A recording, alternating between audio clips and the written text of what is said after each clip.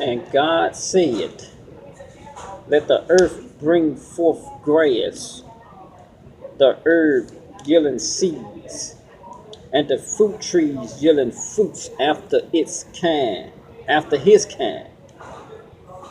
whose seed is in itself upon the earth. And it was so. And the earth brought forth grass and herbs yielding seeds after his kind, and the trees yielding fruits whose seed was in itself after his kind. And God saw that it was good. And the evening and the morning were the third day. Now, glory be to the Almighty God. I'm back with you again on today. This is the day that the Lord has made. Let's be glad and rejoice in it. Now, today I'm coming back again with another message. This message today is going to be about its seed is in itself. And this will be a pretty awesome message today as well. We're going to deal with a few things about where the people originated from the beginning of time, whether it was Africa, Israel, Canaan, or where it was. We're going to look into that today, and hopefully we'll get a little clarity on, what took place in the beginning of time. So we ready to get started here again. So we're going to get started with Genesis chapter 1. And Genesis chapter 1, in the beginning, God created the heavens and the earth. Now we're going all the way back. We'll go all the way back to the beginning. And we're going to kind of like see what the Lord did from the beginning. Sometimes people say, well, they found things that was 25,000 years ago, or 50,000 years ago, or whatever the case might be. That might be fine, but we're going to see what the scriptures say about that time. But what we're going to be dealing with here today is going to be about what Adam and Eve, when time first came about, back in about what we want to say about maybe 5,000 years ago, because we're looking at a time clock with God in a 7, meaning that we're looking at a 4,000 years of the law. Then we're looking at 2,000 years for our grace and mercy period. Then we're looking at a 1,000 year millennial period, which is going to make up our 7. And then we're going to go into the new creation again. So we got to keep everything in these patterns with the 7s, like the 7 seals, the 7 trumps, the 7 vows, the 7th day of creation. You see what I'm saying? So you want to keep these things because they're supposed to parallel, to give you a sign again about when the end of time going to be. You see what I'm saying? But we're going to get rolling here because we want to move through this kind of quickly today, because I'm going to do a little bit of reading today before I do a lot of teaching on the scriptures. So we're going to get rolling right along. We're going to get started with Genesis chapter 1. The verse I did read when I first started was Genesis chapter 1. I think it was verse 11 and 12. We should go over that again in a few minutes. But in the beginning, God created the heavens and the earth. The earth was without form and void, and darkness was upon the face of the deep. And the Spirit moved upon the face of the waters. So as we can see, like the Lord was saying to me the other day, he said, John, well, you all are pretty much out in space. And there is no land nowhere. There is no land nowhere except for that he creates in a ball. So you pretty much the Earth and all the other planets you see, they pretty much just what? Out in space. And the only time you can settle on something concrete, meaning that it has to be something that he formed.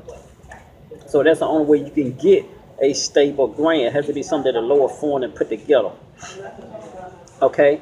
Now he's saying right here in verse 2, and the earth was without form and void, and darkness was upon the face of the deep. So he's saying there was water. It was maybe I don't know exactly. It could have been like a big ball of suspense of water or something that the Lord just had captive. And like when he told Job about the foundation, how he had created all these things, they don't move out of their places. And the Spirit, this is verse 2, chapter 1, verse 2. And the Spirit of God moved upon the face of the waters. So we still talking about water here right now. We ain't got no land yet. We still talking about a big ball of water that may be suspended in space, that the Lord has captive in whatever suspense he want to have it captive in. You see what I'm saying? And God said, verse 3, and God said, let there be light. And there was light. And God saw the light, that it was good. And God divided the light from the darkness. And God called the light day, and darkness he called night. And the evening and the morning were the first day. And I tell people all the time, sometimes people call me, they'll speak to me, they'll say, good afternoon. I'm like, okay. I'm on a familiar way. You know, I asked the Lord one time, I said, God, why you don't say afternoon and you know stuff like how we do today? And the Lord was like, well, he don't look at it as afternoon or from how we look at our calendars. Like I said, the Lord look at things from 6 to 6. That's why I asked the Lord, I said, God, why you keep saying morning and the evening? You know, what about the afternoon? You know, like what we do.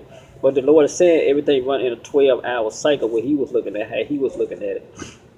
But anyway, verse 6, God said, let there be a firmament in the midst of the waters, and let it divide the waters from the waters. So I don't know exactly what took place right there.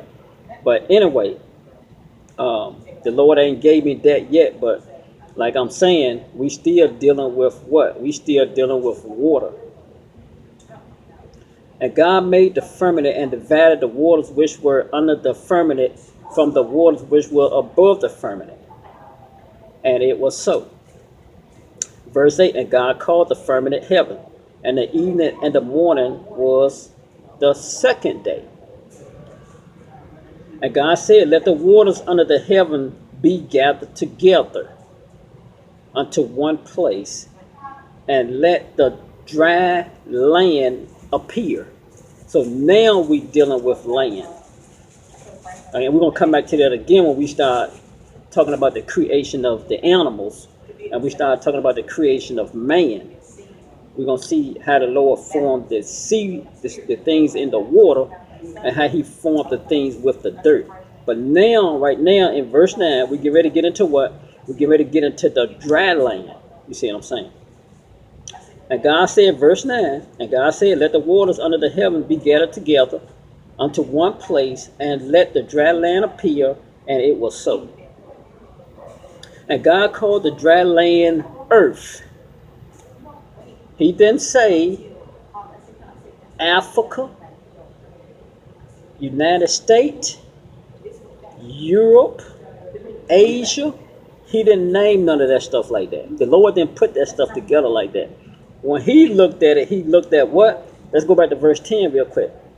That's Genesis chapter 1, verse 10. And God called the dry land what?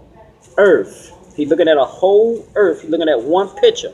Like I say, I take the thing how I'm looking. I'm trying to use how God looking at this thing as 1 8-by sheet of paper, pretty much what I'm saying. Because the Lord, this thing what the Lord do is small to him. So I'm looking at the Lord. Glory to the Almighty God. I'm looking at the Lord, looking at one 8 by sheet of paper. So it might be big to us, but to him is very small. So he working with a small space. You know what I'm saying? And God called the dry land earth, and the gather together of the waters called he seas. Now, if he called them seas, now why? Because when the dry land appeared, it started separating the waters. And God saw that it was good. Verse 11, and God said, let the earth bring forth grass, and herbs yielding seeds, and fruit trees yielding fruits after his kind. So every fruit gonna be producing after what? You gotta follow me with this video now, because it's gonna be very serious when we start talking about all the different people. Yielding fruits after his kind, whose seed is in itself upon the earth, and it was so. So the Lord is saying now, everything that he is producing on the earth. I did this video one time before to show where the people came from, where Cain got his wife from, and where all the people came, from on the earth beginning. I did that in another video, but look like I got to go do this again. Whose seed is in itself upon the earth. The Lord said everything has its own seed in itself. If you want to make a tiger shark, what do you need? You need a female tiger shark.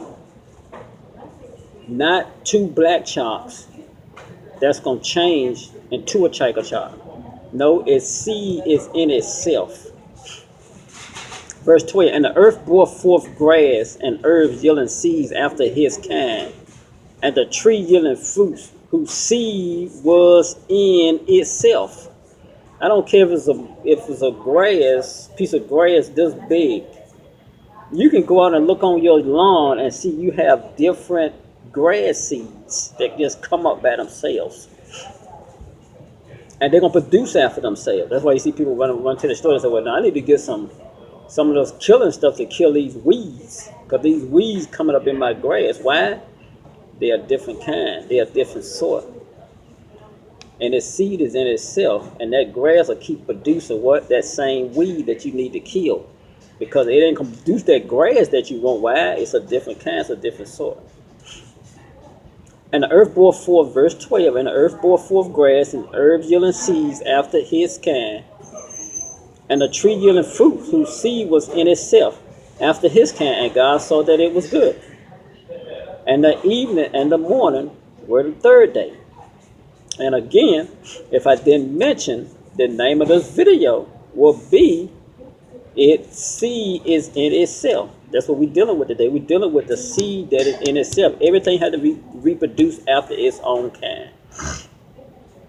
Verse 14, and God said, let there be light in the firmament of the heavens to divide the day from the night, and let them be for signs, and for the seasons, and for days and years, and let them be for light in the firmament of the heaven to give light upon the earth. What are we talking about? We're talking about what? The stars.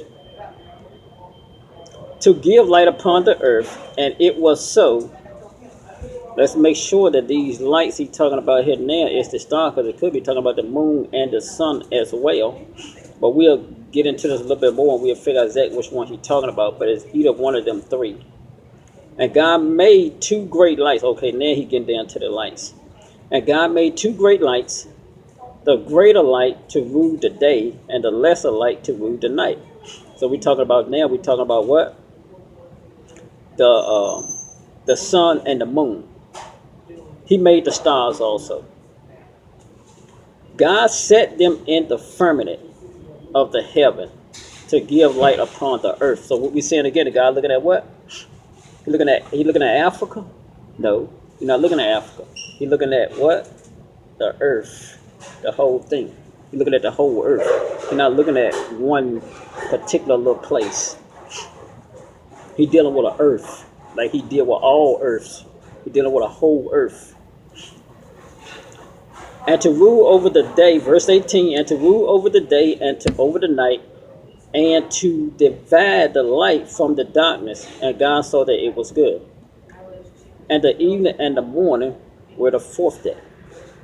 And God said, let the waters bring forth abundantly the moving creatures that have life, and fowls that may fly above the earth in the open firmament of heaven. Now, we go back to verse 20. How did the whales come about? Verse 20. God said, let the water bring forth abundantly the moving creatures. Just like he made all your fish, he making them all from what? From water. And he gonna come back and make the man from what? He gonna make the man from the dirt. So that's why you can't go in the water and do what the animals do. The animals can't come on the land and do what you do. The Lord keep all the stuff separated with his seed what? In itself. Verse 20, and God said, let the waters bring forth abundantly the moving creatures that have life, and fowls that may fly above the earth in the open firmament of the heavens, of heaven. And God created great whales, and the eve, and every living creature that moveth, with which the waters brought forth abundantly. So how did these whales come about? The waters. Just like we're gonna deal. How many whales did he make? Different sorts, different kinds. My point is, what I'm trying to get to you here, the Lord not gonna make two black whales and make them go out and create all the rest of the whales. You see what I'm saying? 21. God created great whales, and every living creature that moveth, which the waters brought forth abundantly, after their kind. After their kind. You got to focus on this right here, because this is going to be our key in this message. After their kind. Its seed is in itself. After their kind. You have to focus on this. If you do not focus on this, you're going to miss this message. After their kind. Again, they have a kind, a sort. And every winged fowl after his kind. You're not taking a monkey making a black man. You follow me what I'm saying?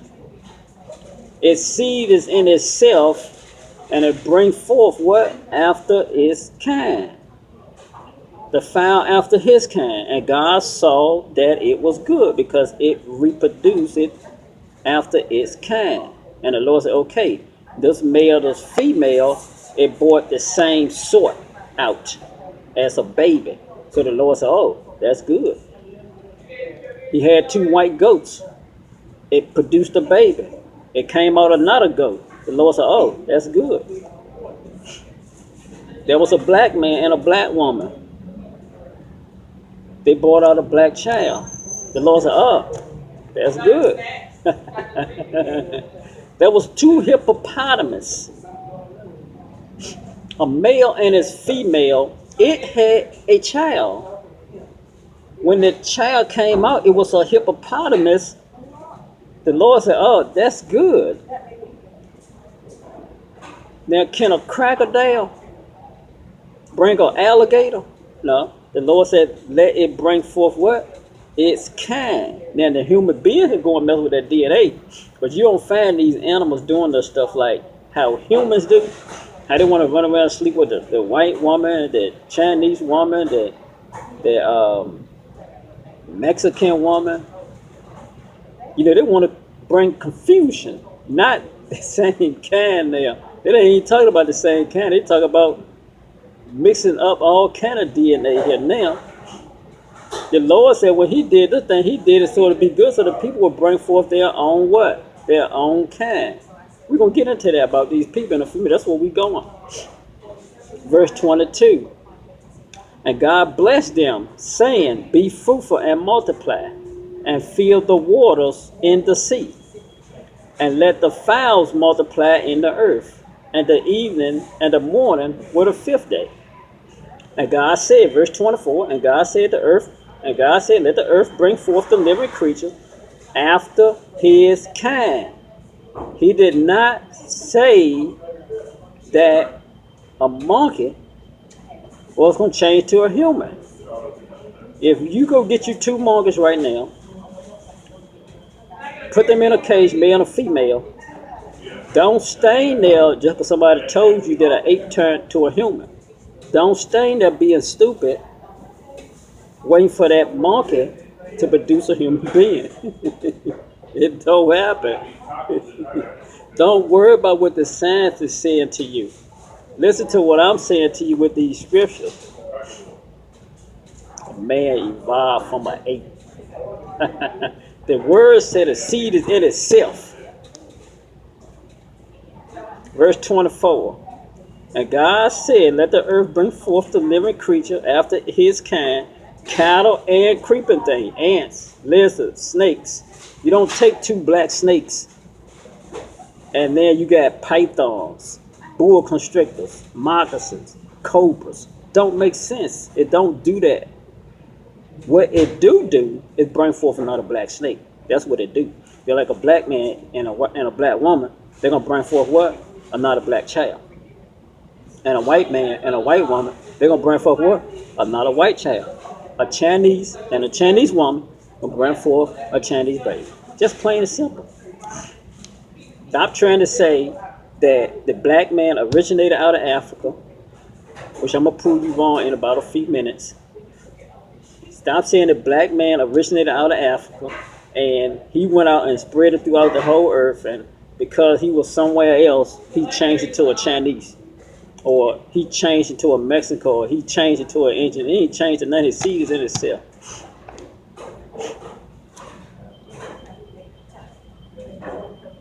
And it was so. And God made the beast, we look at verse 25, God made the beasts of the earth after his kind, and cattle after their kind. God said he did what in verse 25? God made the beasts of the earth. He made the beast of the earth. Let me make sure this thing is still got me in place here. After his kind. And the cattle after their kind. And everything that creepeth upon the earth after his kind. And God saw that it was good. Now, all right, verse 26. Now we're going to get serious. And God said, Let us make man.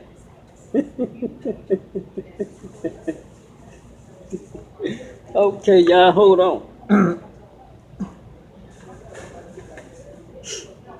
Now it's time to get serious. As you can see, what I've just been producing to you is a resume of God. That's all I was doing. I was just trying to bring forth the resume of God. I'm showing you that the resume of God, when he created trees, just go to your internet. When the Lord created trees, he created thousands of different kinds, different sorts. Go look at your snakes. Look at how many sorts he created. Look at how many different fish, sharks. Just look at the sharks. Look at how many different sharks. Look at how many different fish. Look at how many different whales. Just look at the different sorts that the Lord created in his creation in the day of creation. Stop saying that two black snakes went out and made all the rest of these snakes. It didn't happen. And stop saying that two black man, the only man, the original man, which you saying, created all the rest of the people. Look at the resume of God. Don't be silly like that. 26. And God said, Let us make man in our image, after our likeness, and let them. I think I did this one time before in another video.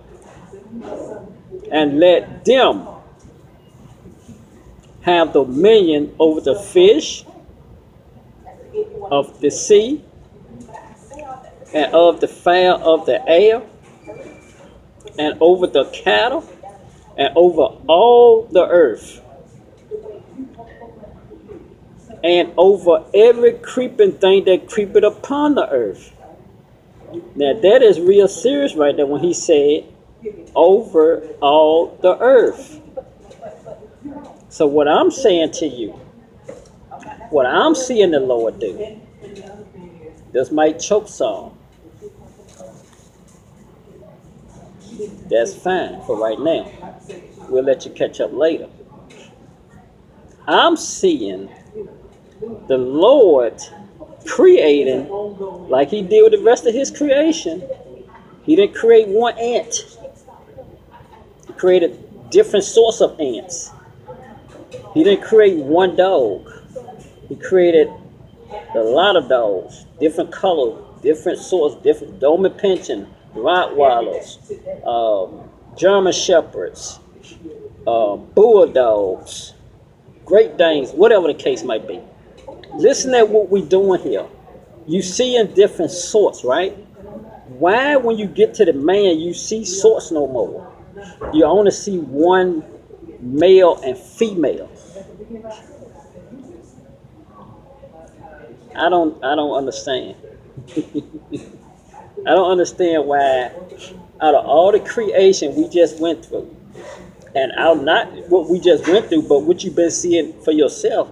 I don't know how old you are, but how you see all these different sorts made, but when it get to the man, you don't see. You don't see the sorts no more.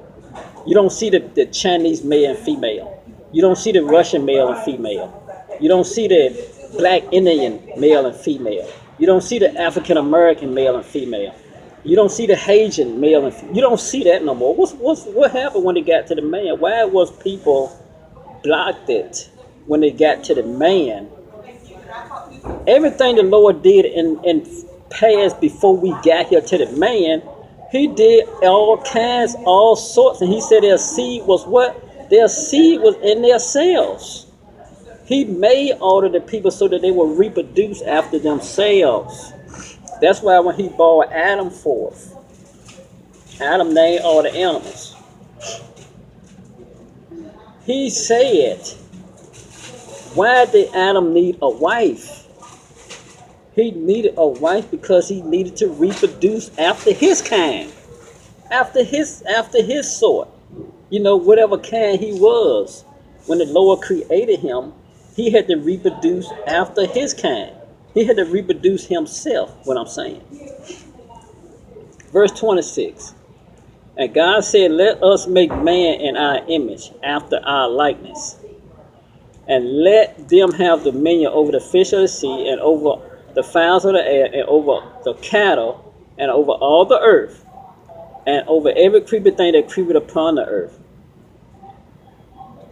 So God created man in his own image. But the man was in the image of God, meaning what? He wasn't like the beast. He created a whole bunch of them. You follow me? But they were just in his image with what?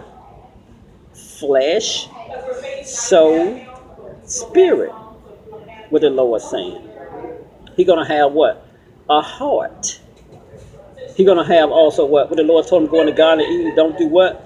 Don't eat from the tree of knowledge of good or evil, because then they're going to give you the opportunity to make what? To choose between good and evil. So these things are the characters of God that he's placing in the man, saying that the man, if he go back into that tree, the Lord said, he become one of us. If he go back and eat from that tree, they'll put flaming sword there and make sure he don't go back. So God created the man, verse 27. So God created the man in his own image. In the image of God created he him. Male and, I don't need to say the rest of that door. But anyway, male and female created he them. All sorts. All your people. Right there. That's why you can go to Asia and you can find ancient history of a black man. You want to run over there to Russia, you find ancient history of a black man. You go back down to Africa, you find what? Ancient history of a black man. You go over to Asia, you find what? Ancient history of a black man. All sorts, all over the earth. That's how I believe it. That's how I see it. And God blessed them, verse 28. Just like he did the rest of the creatures. He said he blessed them and told them do what? Be fruitful and multiply. Or did he make one whale? Or did he make one whale, a male and a female, and left it alone? No, he did not. He made all sorts. Did he make one snake? Did he just make a king cobra? Just one snake, a male and a female, left it alone? No, he made all sorts. And God blessed them. And God said unto them, be fruitful and multiply. Just like he told the man to do the exact same thing that he told the rest of the fowls of the air, the creeping things, the fish of the water, and every little thing that creepeth upon the earth to do what? Be fruitful and multiply. But what he was looking for before he ended his day, he looked at it and he said, that's good. It came out exactly how it's supposed to come out. And it was so. Now, verse 28, God blessed them, and God said unto them, be fruitful and multiply and replenish the earth and subdue it, and have dominion over what? The fish of the sea, and over the fowl of the air, and over every living thing that creepeth upon the face of the earth. If he took one man and placed him over there in Africa, how was that one man going to have dominion over the whole earth? The Lord's not looking at a place tiny as a dot of Africa, one little tiny little spot. He's looking at what? Verse 28 in the middle, and over every living thing that moved upon the earth. He's looking at a whole earth. 1 full 8-by sheet of paper. The Lord looking at the whole earth. He placing these people, what I'm seeing here. I'm seeing the Lord placing these people all over the earth, different sorts. That's why you can go places. When you get there on your ship, you find what? You find other folks. They said, well, these people came and took folks from over here. Okay, well, how did they get there? Oh, no, these people came over here and took people from over here and brought them back to there. How did they get there? How did they get there to come here? You see what I'm saying? Where they come from? Glory be to the Almighty God. This is going to end this video right here. We're going to come out with a second part because I got to finish this up. I'm almost finished this right now. I'm just going to give a little bit more about how the God did his creation in the beginning. And then we're going to show you on our next part where the people came from and where they went to, how they got to Egypt, they came out of Egypt, where they went from there. And we'll be right back with part 2.